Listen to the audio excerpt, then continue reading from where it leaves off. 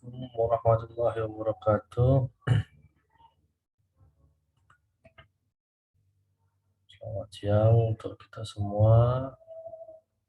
Kembali lagi pada hari ini kita dalam mata kuliah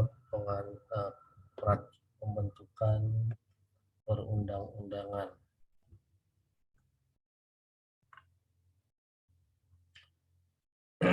Namun sebelumnya, sesuai dengan pengumuman yang sudah saya bagikan melalui WA Group, bahwa kita akan melaksanakan UAS semester genap di bulan Juli. Nah, untuk mata kuliah pembentukan perundang-undangan itu dilaksanakan tanggal 16 Juli pukul 13.00. Nah, secara online, artinya berarti tidak tatap muka kalau dilihat dari sininya, ataupun dari pengumuman yang disampaikan. Nah, untuk materi ujian sudah saya kirimkan melalui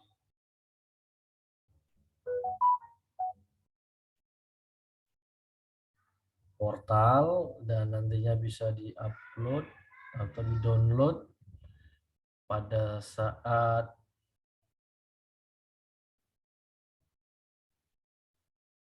ujian ataupun tanggal ujian. Jadi kelas reguler 1 Fakultas Social Science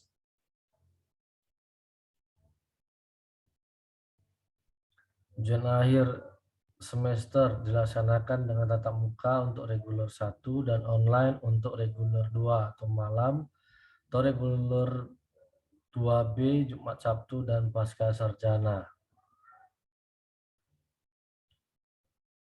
Ujian akhir semester 18 sampai dengan 23 untuk Fakultas Social Science, 15 sampai 16 dan 22 sampai 23 untuk seluruh fakultas reguler 2B CS. Ada reguler 1 dan reguler 2 malam.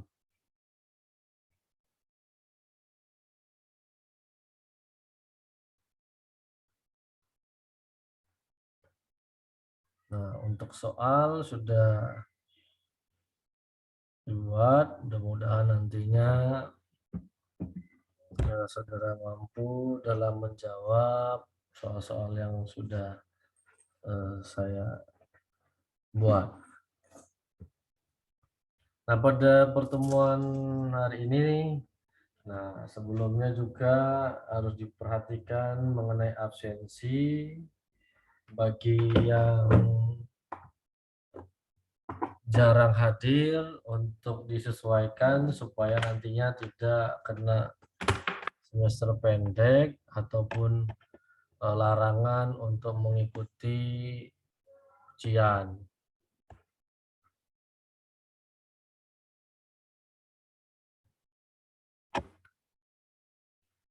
Nah, jadi tergantung kepada saudara.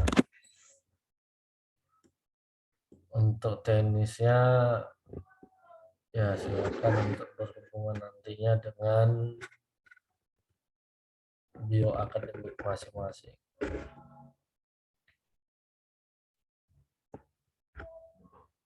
Nah, untuk pertemuan hari ini kita masih menggunakan video record ataupun melalui learning nantinya. Jangan lupa diisi absensinya sebagai bukti kita belajar.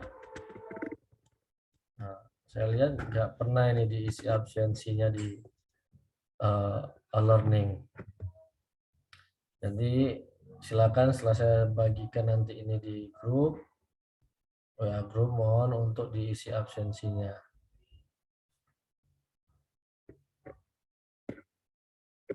Baik. Kita lanjutin untuk pertemuan kita. Pada pertemuan hari ini kita akan membahas mengenai fungsi daripada peraturan perundang-undangan. Jadi masih sama seperti pertemuan yang lalu, ya kan, membahas mengenai fungsi daripada peraturan perundang-undangan.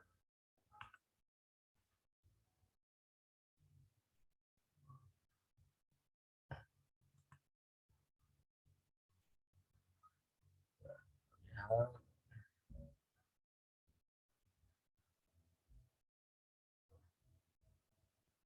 masih sama untuk kelanjutannya.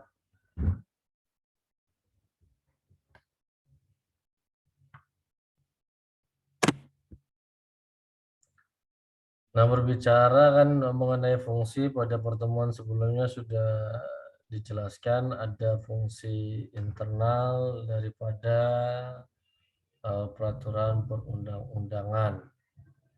Ada fungsi penciptaan, ada fungsi internal, dan ada fungsi eksternal kan gitu. Fungsi eksternalnya punya fungsi perubahan, stabilisasi, dan kemudahan.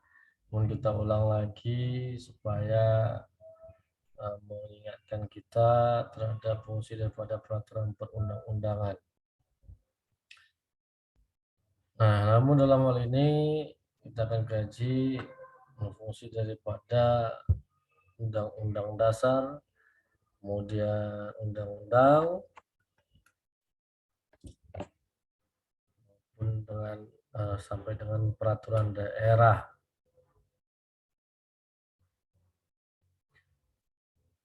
Kita sudah sama membahas bahwa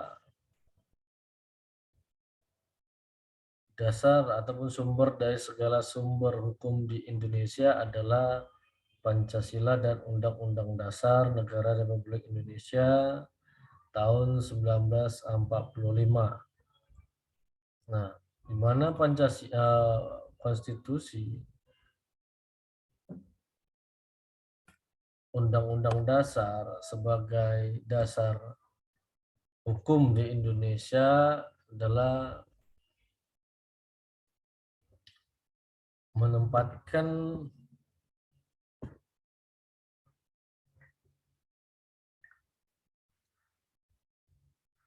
apa namanya dasar negara, jati diri negara. Jadi untuk menunjukkan apa dasar negara kita.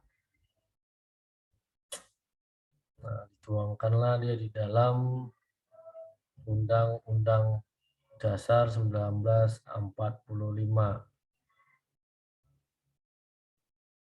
Ya kan?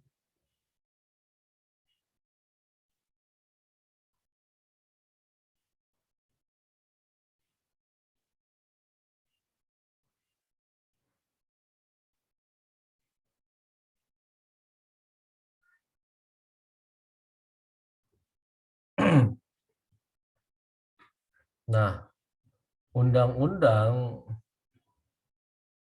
atau undang-undang dasar sebagai dasar fundamental norm di Indonesia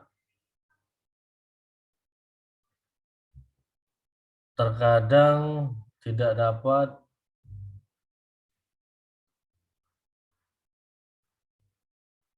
mengikuti daripada perkembangan.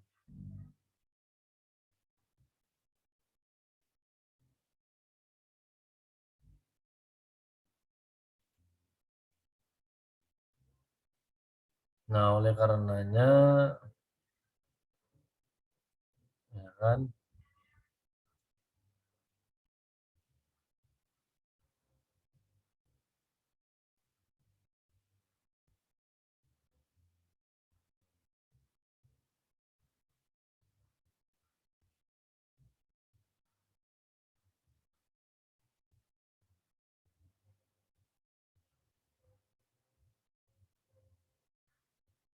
diperlukan adanya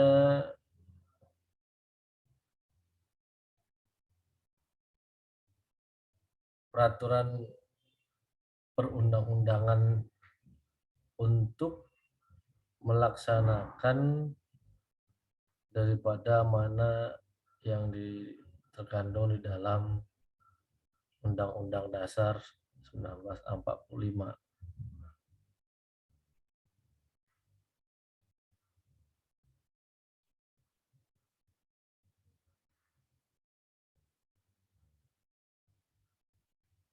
Dengan mengacu pada seluruh peraturan yang ada.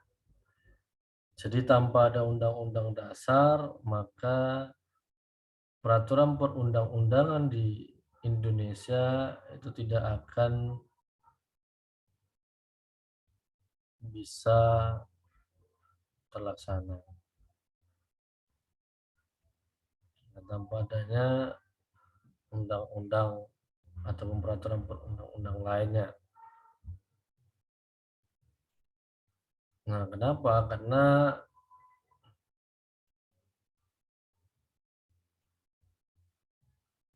ibaratkan anak,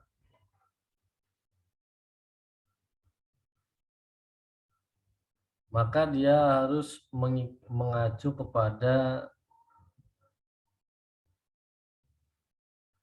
tingkah laku orang tuanya, kan gitu ya.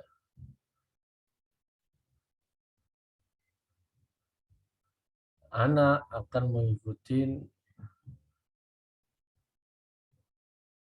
orang tuanya dalam bertindak. Nah, makanya undang-undang itu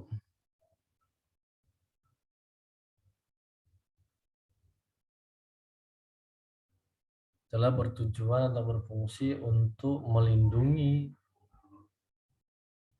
seluruh rakyat Indonesia, khususnya dalam hal terhadap peristiwa-peristiwa hukum yang dapat merugikan orang lain.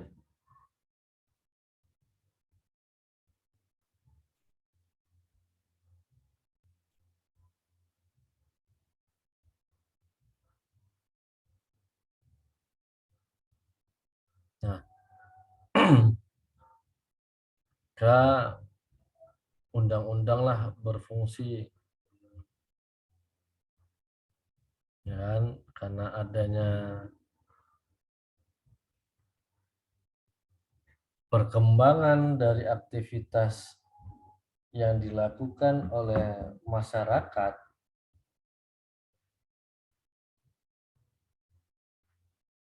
maka diperlukan aturan untuk sebagai tatanan kehidupan yang lebih baik. Tanpa ada itu, kita pasti sepakat kehidupan ini pasti akan terpecah belah. Sama ketika kereta api berjalan tanpa ada rel, pasti akan berantakan dan tidak sejalan dengan jalur yang sudah dibuat, kan gitu. Nah, demikian juga lah di dalam peraturan perundang-undangan.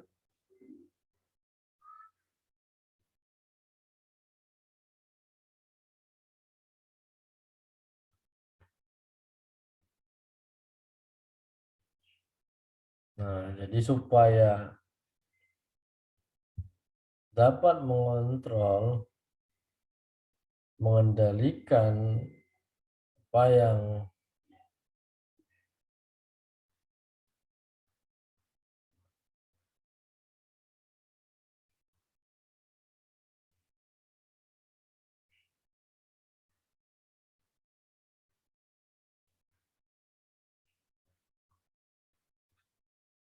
diharapkan dalam sistem kehidupan berbangsa dan bernegara, maka peraturan perundang-undangan inilah sebagai pedoman, ya kan, supaya orang tidak sesuka hati dalam bertindak. Nah, Undang-Undang Dasar tadi merupakan hukum dasar dalam peraturan perundang-undangan. Ya, dengan demikian secara hukum, Undang-Undang Dasar berisi norma-norma dan aturan-aturan yang harus ditaati dan dilaksanakan oleh semua komponen masyarakat. Undang-Undang Dasar merupakan hukum dasar, ya kan, yaitu hukum dasar yang tertulis. Sebagai hukum dasar, Undang-Undang Dasar juga merupakan sumber hukum tertulis dan memiliki kedudukan yang tertinggi dalam hierarki peraturan perundang-undangan. Nah, di mana setiap produk peraturan undang-undang atau produk hukum yang di bawah dari Undang-Undang Dasar seperti MPR, Undang-Undang, PP, Perda, Perpres, ya kan, harus bersumber dan berlandaskan pada peraturan yang lebih tinggi, yaitu Undang-Undang Dasar 1945. Jadi harus berdasarkan aturan yang tertinggi, berlandaskan. Dalam kedudukan demikian, maka Undang-Undang Dasar mempunyai fungsi sebagai alat kontrol. Nah, maksudnya adalah apakah peraturan perundang-undangan yang lebih rendah dibuat ataupun dilaksanakan sesuai dengan peraturan perundang-undangan yang lebih tinggi. Apa itu? Yaitu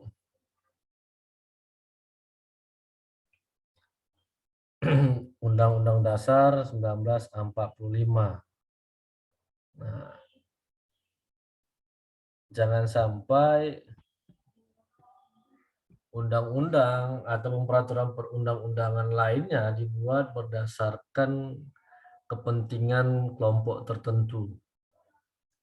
Nah, sehingga nantinya hasilnya tidak akan sesuai dengan apa yang diamanatkan oleh Undang-Undang Dasar 1945.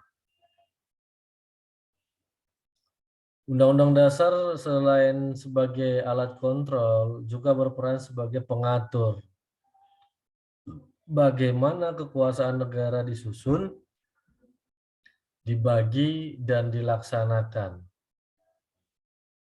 Nah, jadi tadi fungsi Undang-Undang Dasar yang pertama sebagai alat kontrol, yang kedua sebagai pengatur. Nah, bagaimana kekuasaan negara disusun, dibagi, dan dilaksanakan. Nah, yang ketiga sebagai penentu dan pelindung hak dan kewajiban negara, aparat negara, dan warga negara. Jadi ada 3 fungsi daripada Undang-Undang Dasar. Yang pertama sebagai alat kontrol, apakah peraturan perundang-undangan yang di bawahnya dibuat berdasarkan ataupun merujuk kepada Undang-Undang Dasar atau tidak. Yang kedua sebagai pengatur terhadap kekuasaan negara, kan gitu, pembagian tugasnya. Yang ketiga sebagai penentu dalam melindungi hak asasi manusia.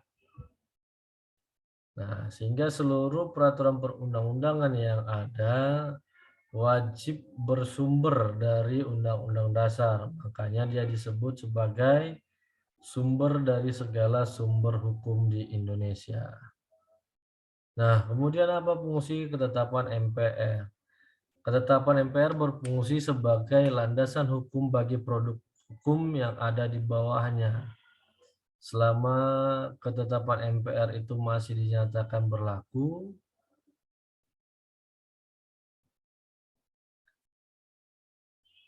sebagaimana ditentukan dalam pasal 2 dan pasal 4 TAP MPR nomor 1 tahun 2003 tentang peninjauan terhadap materi dan status hukum ketetapan MPR S dan ketetapan MPR tahun 1960 sampai dengan tahun 2002. Nah, jadi sebagai landasan hukum bagi produk hukum yang ada di bawahnya. Mana tahu ada diatur mengenai pembagian kekuasaan oleh DPR. Nah, disitulah hadirnya fungsinya ketetapan MPR ini dalam merubah GBHN dan sebagainya. Nah, yang ketiga, fungsi undang-undang atau peraturan pemerintah pengganti undang-undang. Nah, fungsi undang-undang adalah pengaturan lebih lanjut ketentuan dalam undang-undang dasar yang tegas-tegas menyebutnya. Nah, jadi pelaksana kalau bilang pengaturan lebih lanjut dari Undang-Undang Dasar 1945 yang disebutkan secara tegas di dalam Undang-Undang Dasar. Jika mengenai hak asasi manusia, maka lahirlah Undang-Undang HAM. Kan itu dia. Nah, yang kedua, fungsi daripada undang-undang adalah pengaturan lebih lanjut secara umum dan diatur dalam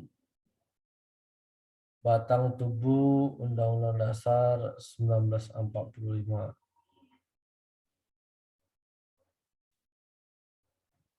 Nah, jadi sebagai pengaturan lebih lanjut secara umum aturan dasar lainnya dalam batang tubuh Undang-Undang Dasar. Ketiga, pengaturan lebih lanjut dalam ketetapan MPR yang tegas-tegas menyebutnya. Nah, sedangkan fungsi Perpu pada dasarnya sama dengan fungsi dari undang-undang. Perbedaan keduanya terletak dalam keadaan normal, sedangkan keduanya terletak pada pembuatnya. Undang-undang dibuat oleh Presiden bersama-sama dengan DPR dalam keadaan normal, sedangkan Perpu dibuat oleh Presiden tanpa ada bersama-sama dengan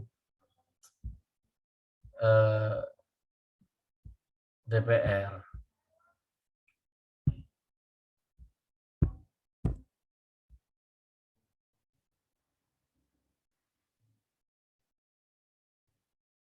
Ya kan? Nah, jadi perbedaan keduanya tadi terletak daripada pembuatnya. Kalau undang-undang dibuat antara Presiden bersama-sama dengan DPR, sedangkan Perpu dibuat oleh Presiden. Kemudian undang-undang dibuat dalam suasana keadaan normal, sedangkan Perpu dibuat dalam keadaan kegentingan yang memaksa. Nah, kegentingan yang memaksa ini yang mengetahui hanya Presiden. Maka dia merupakan hak prerogatif Presiden dalam memutuskan apakah perlu dibuat Perpu atau tidak. Nah, fungsi Perpu adalah menyelenggarakan pengaturan lebih lanjut ketentuan dalam Undang-Undang Dasar yang tegas-tegas menyebutnya.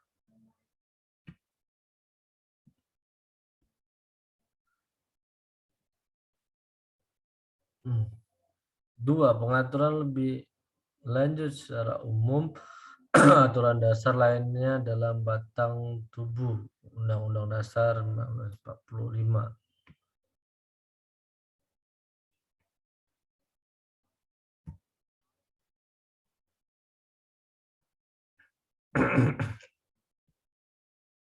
Tiga, pengaturan lebih lanjut dalam ketetapan MPR yang tegas-tegas menyebutnya. Nah, itulah fungsi daripada undang-undang ataupun perpu. Nah, kemudian bagaimana fungsi daripada peraturan pemerintah? Peraturan pemerintah merupakan pengaturan lebih lanjut dari ketentuan undang-undang yang tegas menyebutnya. Dan seperti dalam materi muatannya, misalnya ketentuan lebih lanjut mengenai ini akan diatur dalam peraturan pemerintah. Nah, inilah sebagai dasar nantinya ketika buat undang-undang, makanya dalam pertimbangannya ada undang-undang nomor sekian tahun sekian.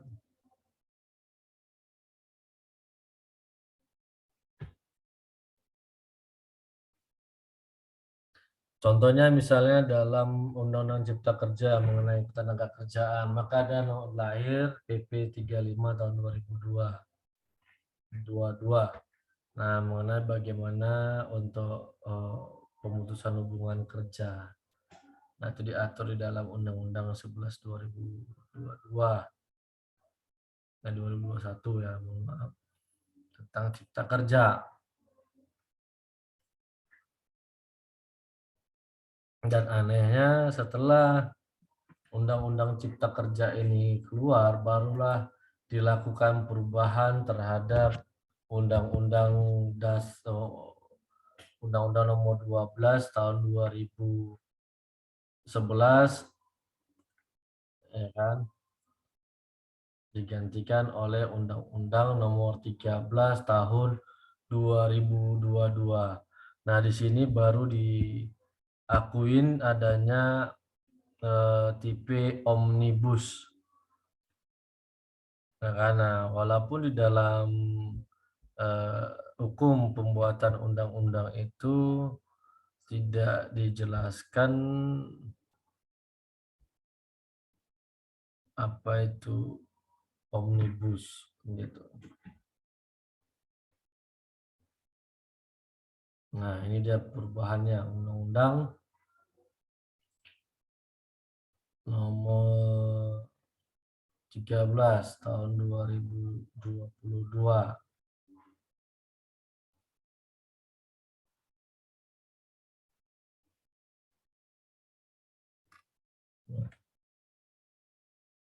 Dan mengubah beberapa pasal yang ada di dalam Undang-Undang 12. Namun di dalam Undang-Undang 13 tahun 2022 ini baru diatur mengenai undang-undang mengenai omnibus, bagaimana mekanismenya. Seharusnya kan ini dulu dilakukan perubahan baru lahirlah omnibus itu. Namun kenyataannya tidak, undang-undang omnibus lahir baru ada metode pembuatan undang-undang yang dikenal dengan omnibus. Setelah karena dia sudah ada dalam undang-undang, ya mau tidak mau kita harus mengakui adanya peraturan tersebut.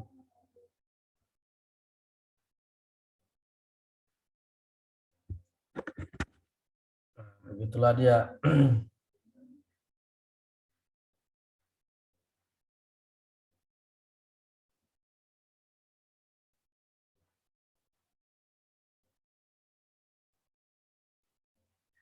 Nah, selain itu fungsi peraturan pemerintah adalah menyelenggarakan pengaturan lebih lanjut ketentuan lain dalam undang-undang yang mengatur meskipun tidak tegas-tegas menyebutnya. Apabila ada sedikit aja dia menyerempet, itu bisa.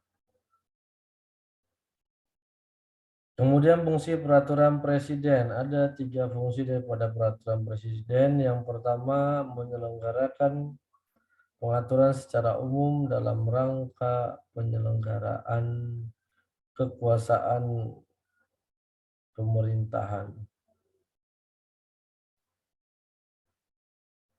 Nah, kedua, menyelenggarakan pengaturan lebih lanjut ketentuan dalam peraturan-peraturan yang tegas menyebutnya.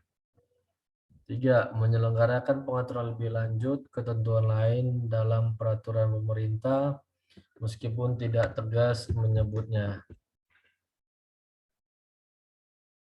Nah, jadi pelaksana juga daripada undang-undang dasar, ya kan? Yang pertama dengan tegas ataupun peraturan lainnya yang dengan tegas dinyatakan. Nah, kemudian juga dengan tidak tegas menyatakannya.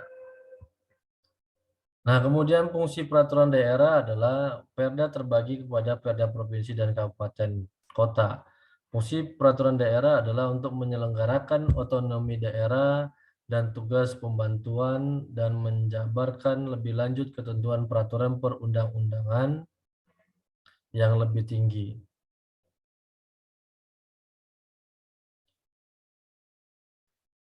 Dalam fungsi ini, peraturan daerah tunduk pada ketentuan hierarki peraturan perundang-undangan. Dengan demikian, peraturan daerah tidak boleh bertentangan dengan peraturan perundang-undangan yang lebih tinggi. Sebagai penampung kekhususan dan keragaman daerah serta penyalur aspirasi masyarakat di daerah, namun dalam pengaturannya tetap dalam koridor negara kesatuan.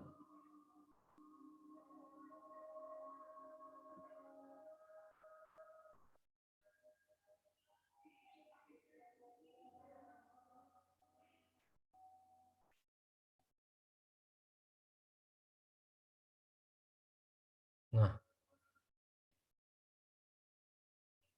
jadi koridor negara kesatuan Republik Indonesia yang berlandaskan Pancasila dan Undang-Undang Dasar 1945 sebagai alat pembangunan dalam meningkatkan kesejahteraan daerah.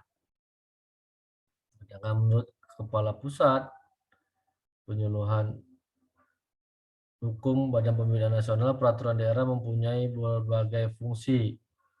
Yang pertama, sebagai instrumen kebijakan untuk melaksanakan otonomi daerah dan tugas pembantuan sebagaimana diatur dalam Undang-Undang Dasar dan Undang-Undang tentang Pemerintahan Daerah. Kemudian merupakan peraturan pelaksanaan dari peraturan perundang-undangan yang lebih tinggi. Dalam fungsi ini, peraturan daerah tunduk pada ketentuan hierarki peraturan perundang-undangan. Dengan demikian, peraturan daerah tidak boleh bertentangan dengan peraturan-peraturan yang lebih tinggi.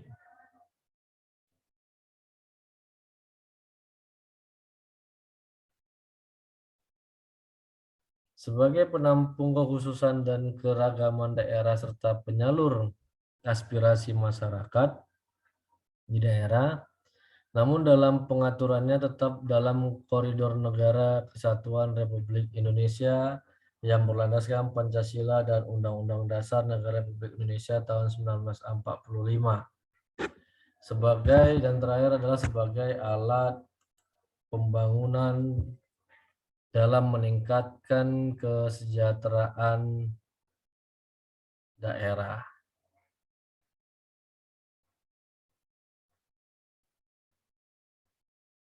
Nah, jadi itu beberapa fungsi daripada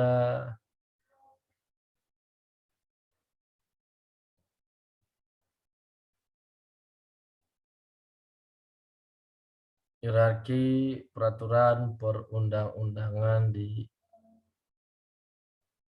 Indonesia. Nah, apabila ada yang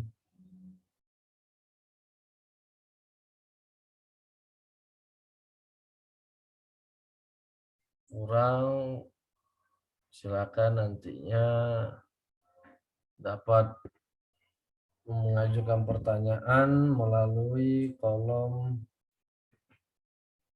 chat yang sudah saya buat di e-learning masing-masing. Demikian untuk pemaparan materi pada hari ini. Sampai jumpa lagi pada pertemuan yang akan datang. Wassalamualaikum warahmatullahi wabarakatuh.